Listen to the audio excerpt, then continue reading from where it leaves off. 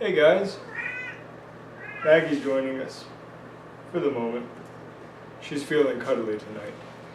I want to talk to you about the geometry of your Kung Fu, specifically triangles. You have to understand that there's a reason that triangles have such a good reputation. I mean, you see it in geometry class and in architecture or whatnot. The 3 points as opposed to 4 and everything is more stable. It's more stronger.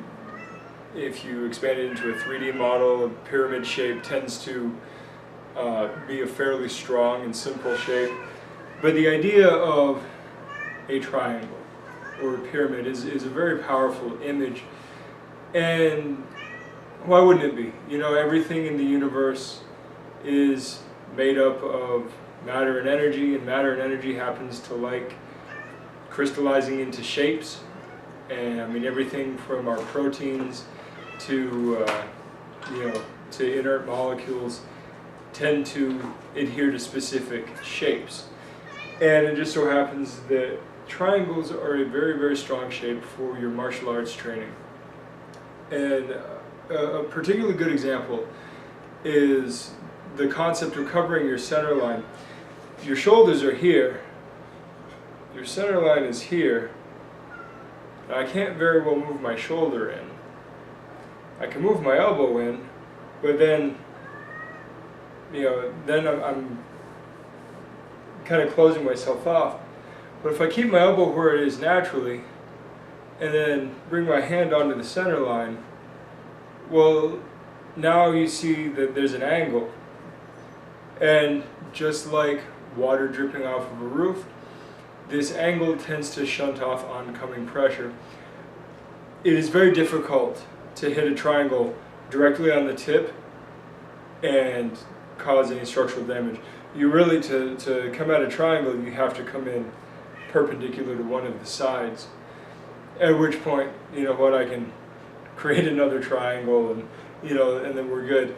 So you see, the triangle is a very, very good, important position to pay attention to, especially with hand and arm structures in your martial arts training.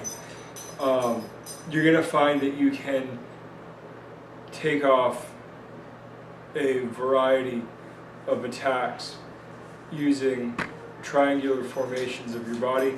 You'll also find that you can create a number of attacks using more of that triangular formation. And it's the idea of angles, really. It's the idea of angles and creating wedges.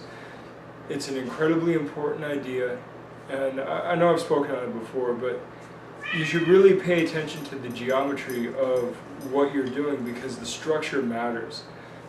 Your bones, your muscles and ligaments and all that only align in certain ways with with appropriate strength.